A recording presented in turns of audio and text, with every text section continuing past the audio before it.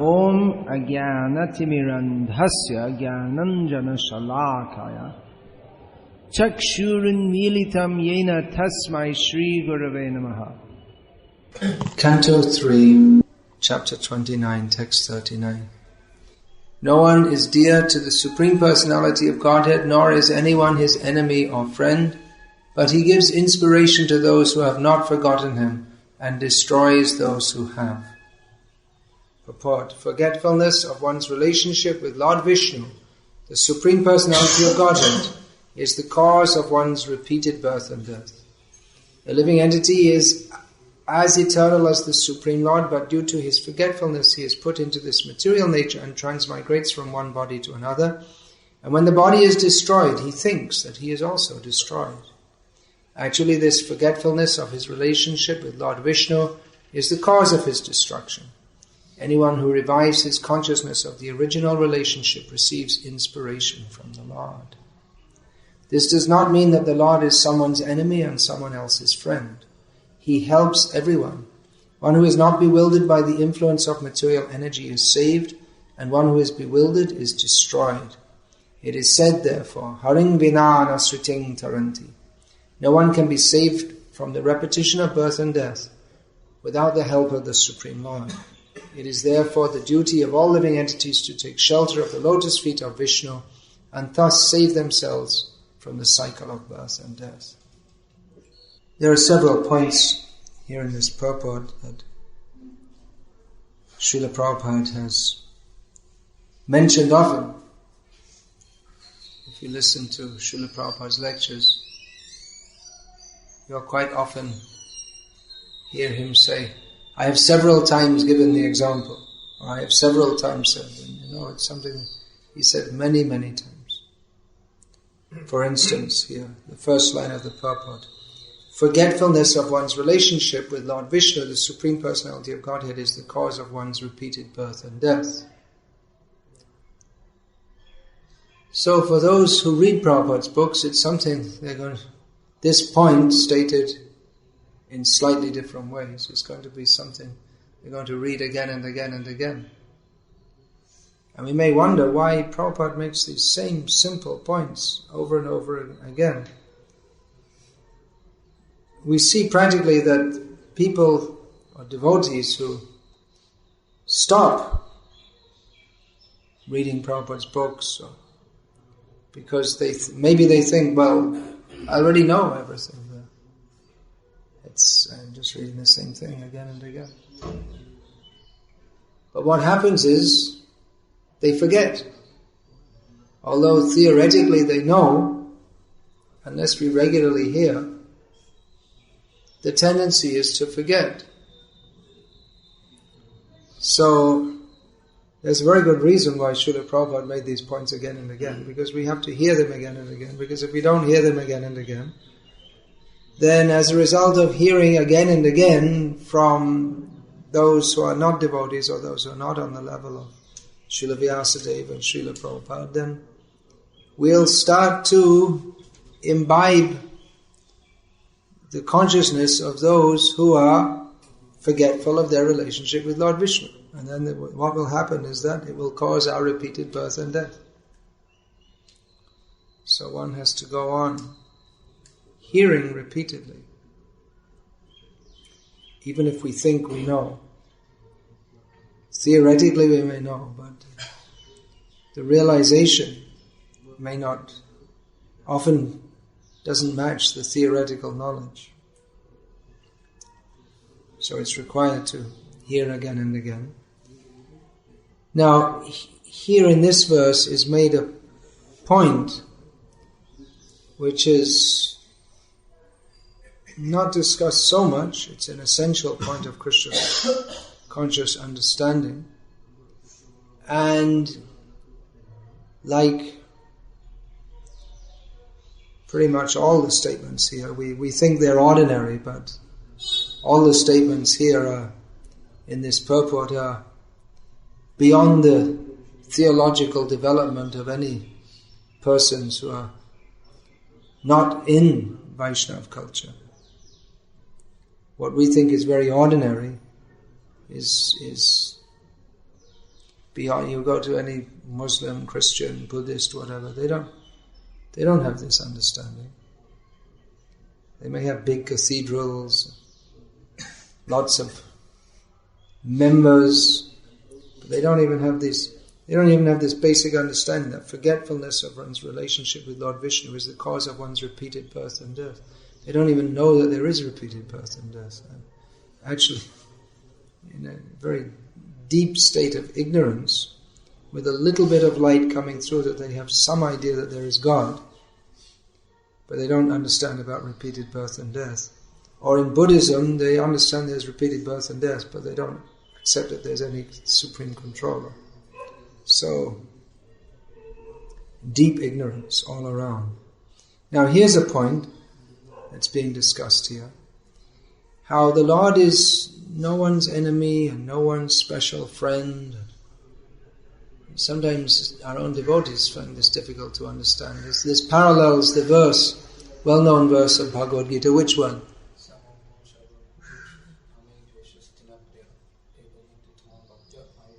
Mayite te shuchapyaham, in which the Lord says that I am equal to all.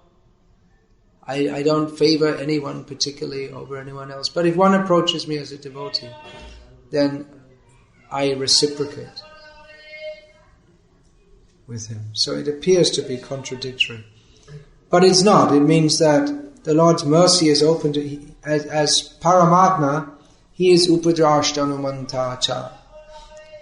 He is the neutral overseer of everyone's actions, and He gives everyone their reward, whether it's good or bad. So He's neutral.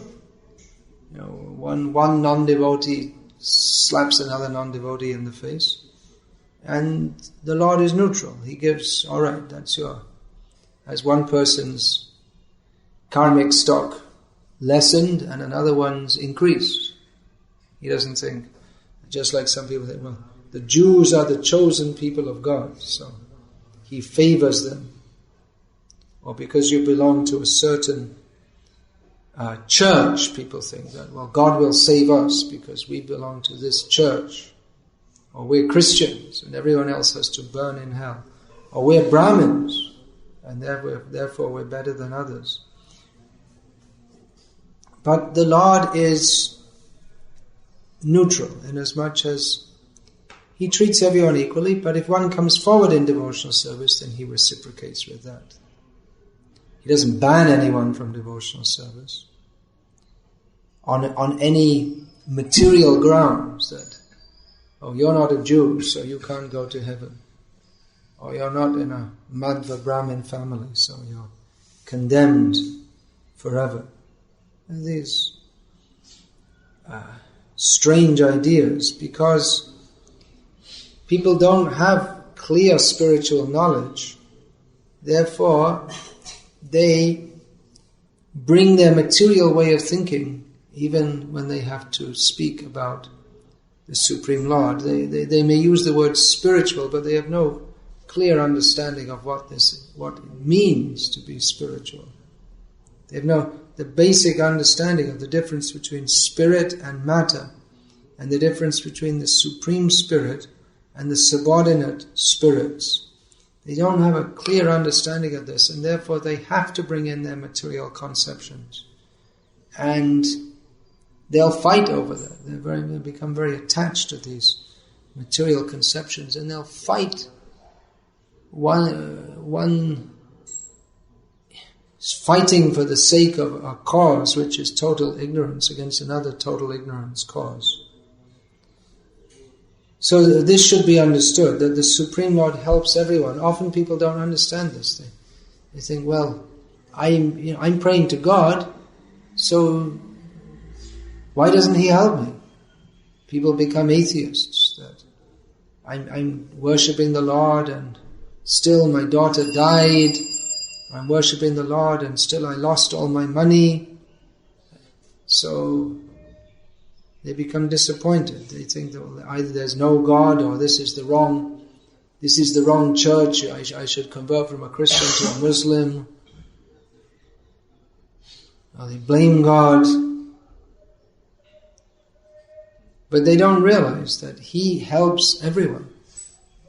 He's not a material person. He's not like a government officer who you can go and bribe. Well, I did what He wanted, so why doesn't He do what I want for me? I was recently in Goa. They were telling that during the Portuguese rule, the judges, if you want a good judgment in your case, you had to bring a big fish to the judge. It's a coastal area. So someone brought a big fish to the judge. There was a joke going around. And still in the court, he ruled against him. He said, well, why did you rule against me? I brought you a big fish. He said, well, the other party brought me a bigger fish. Yeah.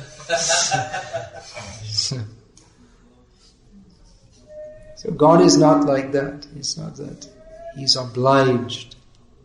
You do something to please Him. First of all, they don't know how to please Him. And the second thing is that His help is not in a way that we might think it to be. What is the first symptom? What is the symptom of your mercy, Yudhishthira Maharaj asked Krishna? And you'd think that if someone asked God that, well, how do you give your mercy? We'll say, well, big cars, big houses. And he said just the opposite. Yasyaham anugrihnami harishe tad dhanam shanam. Tato dhanam tyajantyasya swajana dukha dukitam. That to those who are merciful, I gradually take away all their wealth, and as a result, all their loved ones reject them. That's my mercy. And you think, what kind of God is this? But that is His mercy to those He's actually merciful to. Someone may come and say, oh, it happens in many cases. Someone in Baroda, I was told, the chief sponsor, financial sponsor of our temple, he has great faith because since he started giving to the temple, his business increased and increased and increased. And you can tell him anything. You give this much money, that much money, and he'll just give. He has such faith because his business just goes on increasing. He's not much interested in chanting Hare Krishna. But he has faith like that. So someone he's more merciful to may be in so many difficulties. So many times the God is going to say, well, since I've been chanting, I'm getting so many problems. They can't see that this is the Lord's mercy on them. One who is Krishna conscious, one who understands Krishna as He presents Himself through Shastra, understands that whatever He does to me is His mercy. And with the faith that He is my best friend. So whatever happens to me is His mercy. It can be very difficult to understand. Especially if you want to serve Him and there are so many setbacks. You may think, well, why so many difficulties?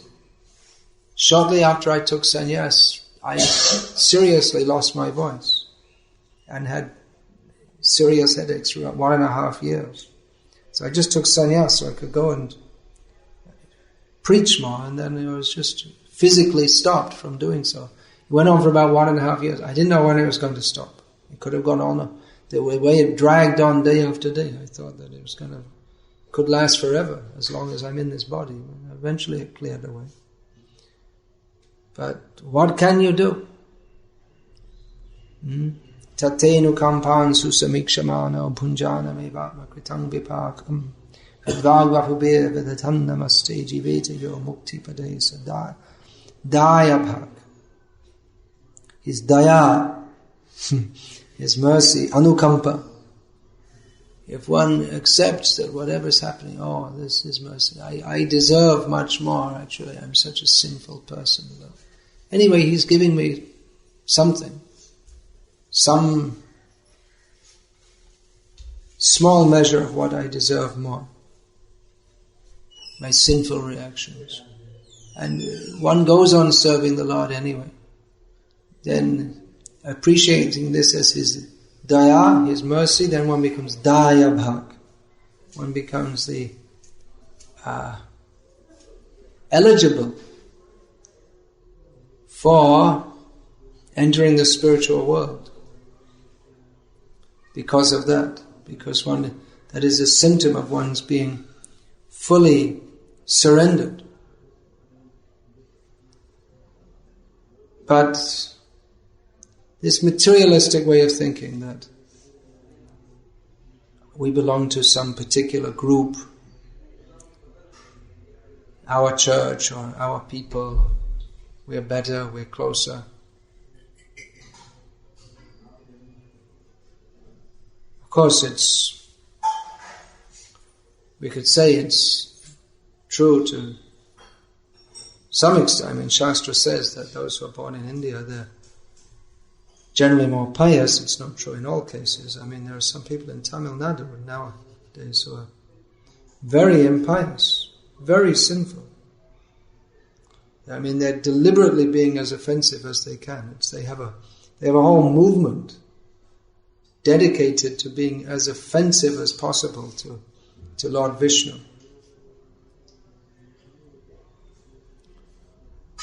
So it's not that everyone in India is pious,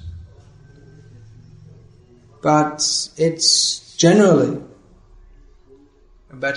considered a better opportunity for taking to Krishna consciousness.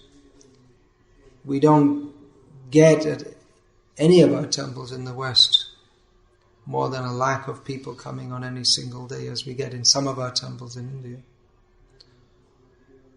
Of course, other countries have less populations also. That's also a consideration. But even in the Western countries, or countries outside India, when we get many thousands of people, it's often the majority are of Indian origin. So we can see that the tendency to be attracted to Krishna, either mostly superficially, we can say to a large extent, because most people who come are not very serious about taking to Krishna consciousness. And gradually, with preaching, that can become a more serious commitment. So, that is there. But then if one thinks that, well, we're Indians, and who are all these people? Or the other way either. Prabhupada, if you see in his books, there's a lot of encouragement for Americans. And we don't find anything in Shastra about America. But Prabhupada was preaching there, and he would encourage that you have taken to this. Now you spread Krishna consciousness all over the world, because he saw they had some energy to get up and do something. So he appreciated that, and he encouraged. Srila Prabhupada encouraged everyone. I mean, there are so many cases of devotees who Prabhupada encouraged, who no one else really wanted to deal with them even, because they're so crazy. I mean, a lot of Prabhupada's disciples who were living in the temples were, compared to nowadays who live in the temples, they wouldn't be allowed actually. Because most of Prabhupada's disciples were, until shortly before they joined the temple, maybe even a few minutes before they joined, taking intoxication. I mean, there's one case, someone told me that, said, okay, I'm going to go and join the temple, but you're just standing outside the door and smoking his last joint. That's, joint means a cigarette with marijuana in it, ganja or whatever it's called. And then he went in and joined. So it has this kind of intoxication has a certain kinds of effect on the consciousness. This is why people take them, and it makes you somewhat crazy. So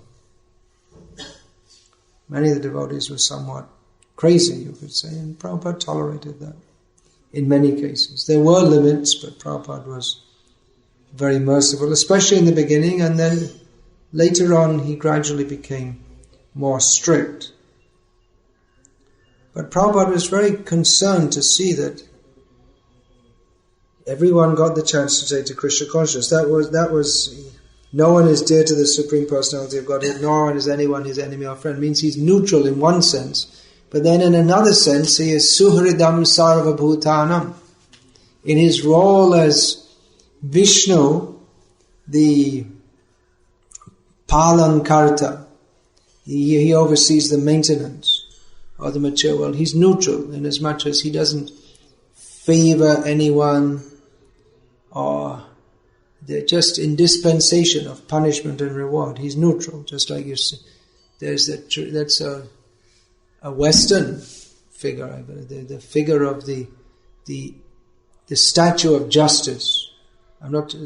They show holding a scale and the blindfold is there. So there's a sword in one hand and then a balance in the other hand. So the idea is that the blindfold is there, means they don't, this is my friend, this is my enemy, now is my chance to punish this person. Even I heard in America sometimes some judge would refuse to hear a case because they say, I knew this person 20 years ago, so it's a conflict of interest or something like this. He said it's not ethical for me to hear this case because I could be biased towards this person, something like this. So the idea should be completely neutral. But on the other hand, the well-wisher of all, even the justice in the court, his neutrality is a symptom of his being a well-wisher of all. Because he wishes well for the whole society, but you have to deal with certain individuals within it in a manner that is conducive, good for them and for the whole society. So then he has to think, this person, yes, they're guilty, but they're pleading that, I'm 50 years old, I never did any crime before, and it was just some moment of madness, and I have 3 children to look after, so if you put me in prison, it'll be very difficult for them, and I promise I won't do it again. And he may consider, by law, he should send them to prison. That would be good. To give a message to bad people, don't do bad things. And stop him from doing any bad things for something, teach him a lesson. But he may consider, under the circumstances, there's justice and there's mercy. So mercy doesn't mean to remove all justice. That's not mercy. Being so-called merciful to a wicked person it means it's not being merciful to all his potential victims. So justice means that there's the consideration of mercy. And mercy means there must be consideration of justice. So both things are there. The Supreme Lord's mercy may manifest like that he punishes some. But that's also his mercy. Now one who comes toward him with the idea of serving, then he's more merciful because he doesn't, just like we see Prabhupada as the representative of the Supreme Lord, that just that someone has some tendency to begin to serve Krishna, he wants to encourage that. Because that tendency is so rare in the conditioned souls and so beneficial for them that if someone somehow or other takes to Krishna consciousness, as Prabhupada said, the spark should be fanned. And the well-known example is there of the drunken man walking into Prabhupada's lecture in his first ever center, 26th 2nd Avenue in New York City, Manhattan. And you can hear on the recording he's saying something like a drunken man. No sense in it. And we hear from the Prabhupada Lilamrita that What he was actually doing was bringing in some rolls of toilet paper and he stuck them on the windowsill and walked out again. And Prabhupada doesn't use toilet paper, and he taught others also not to do so. But Prabhupada saw that through his drunken, sodden madness, there's some tendency to want to serve. He doesn't know how to serve, or it would have been more appropriate to bring some fruit, for instance. But he brought something that he thought might be useful. Some toilet paper, which is completely useless. Prabhupada is expert at using all kinds of things. He probably used it for something. Not for what it was, not the purpose it was made for. But Prabhupada said there's a tendency to serve. So, very good. All right. Prabhupada accepted that out of his mercy, that person he can do some service. All right. Now that doesn't mean that you're going to bring him into the temple, shave his head, and no one was being shaved at that time anyway. But it means that just the tendency to accept. Very good. All right. Now, if he had remained there in the room while Prabhupada was trying to lecture and gone on with his all this mad, then he'd have to be escorted out. But he left by himself. So, okay. So, knowing how to deal with people appropriately so as to bring out their dormant tendency to serve Krishna. That is the art.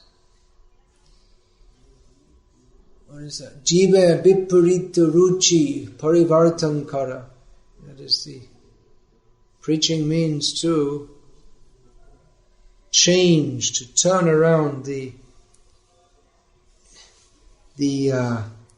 opposite tendency, the taste that the jivas have, the bound souls have, their taste or their tendency, their inclination, which is now is completely opposite to what it should be, to turn it around to the right direction. Instead of being bahyamukh, turned away from Krishna, how to make them unmukh.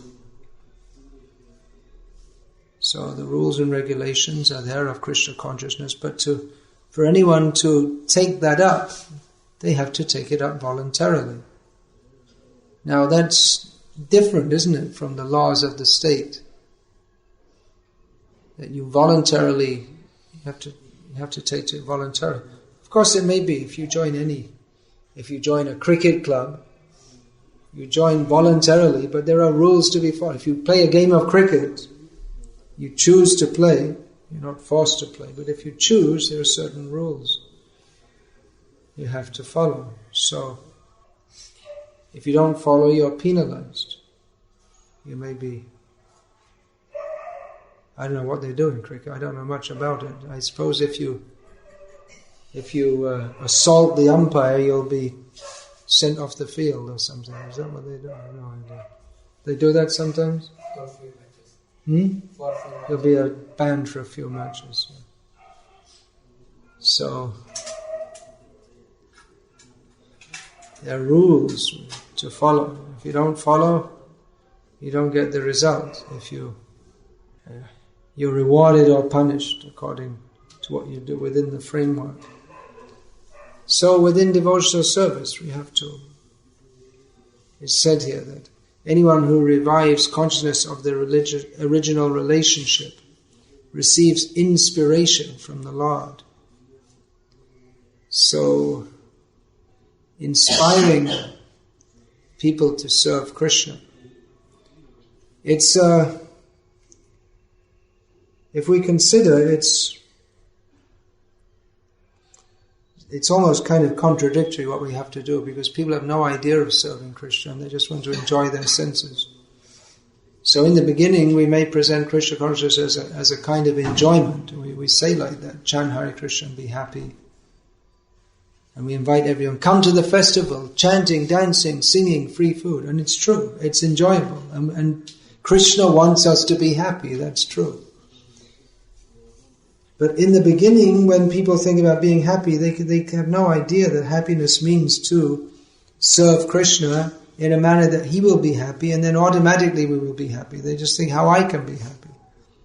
And if we think, well, I can be happy, yeah, that looks like fun, that looks like a nice festival, let's go.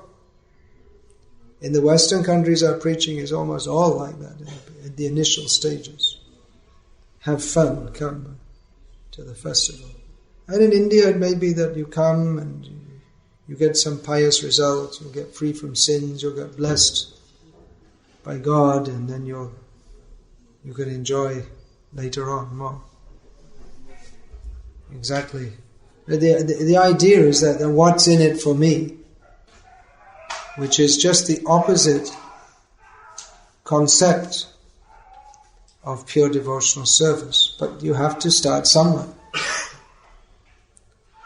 When we're distributing books, we say we have to present it in such a way that immediately they feel inspired to relinquish 100 rupees or whatsoever and take this book. So if we tell them the whole philosophy of Krishna consciousness and you surrender, they probably won't take it.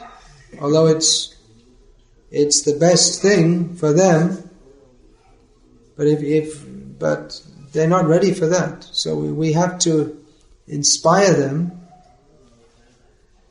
at their present level of consciousness to take the book. Means inspire them to come to a higher level of consciousness. Or whatever, somehow or other. They should be inspired to take the book. So this point that's being made here, it's actually far beyond the realm of mundane religion. We say mundane religion. That means people, they don't have a clear concept of who is the Supreme Lord or who we are. But that he can favor someone by punishing them, it's very difficult for them to understand. I mean, we can make the example that the child the father punishes the child for his own benefit, but mostly people, they can't relate that to God, because they think, well, mostly people think, well, I'm basically good, there's nothing really wrong with me, so why should God punish me? I mean, I'm good. So, or why should he punish anyone? He should just make everyone happy. Why doesn't he arrange it so that everyone's happy? Actually, he has. There's no reason for any unhappiness in this world, but we just make it so that the karmic reactions fall upon us individually and collectively, one after the other. If we followed his instructions, then this whole world would be completely blissful, but we don't follow. So, this philosophy should be preached. When we say philosophy, it's not philosophy in the way that people think of philosophy. Just some kind of intellectual ideas. But Krishna consciousness means a clear understanding of reality. How everything fits together. Why are we here? Who is God? Where is He? What's He doing? What are we supposed to do to approach Him? Everything is given. So we have to clearly understand that. And if we clearly understand this philosophy of Krishna consciousness, then we cannot but act in a way that is extremely elevated. It means Mangchayo vyabhicharena bhakti yogena sevate sagunan samatityaitam brahmabhuyaya kalpate. It means engaging in pure devotional service, which automatically lifts us beyond the modes of material nature. But again, people of mundane consciousness, they can't see that, they can't understand that, and they presume that when they see a Krishna conscious person, they can only but ascribe mundane motives to him. They They can't understand. Why are you sitting on a big seat? They would challenge Prabhupada. Why? Or in one interview with press reporters, Prabhupada was sitting just like this, just very slightly above them. And they asked, often the gurus, they sit on big seats, so why are you sitting on a big seat? Prabhupada said, yes, the guru should sit on a big seat, but I'm not doing because you are envious and you will criticize. He looked and he said, because you are envious, I'm not doing so. This is a concession for you. Otherwise the guru should be respected as good as God. So he told like that. So they tend to ascribe material motives. So many, there's a famous example. They're criticizing Prabhupada, why are you coming in this expensive car? Prabhupada said, this car is not very good. God rides in a gold car. This is just a tin can. It's actually they should have provided something better, but because this is the best according to your capacity, so I accept it. You're thinking a very expensive car. I'm thinking this is not very good. So in this way, they're unable to understand. Anyway, somehow or other the philosophy of Krishna consciousness should be spoken again and again and again, and gradually people may come to understand. If they understand, that is for their great benefit. Hari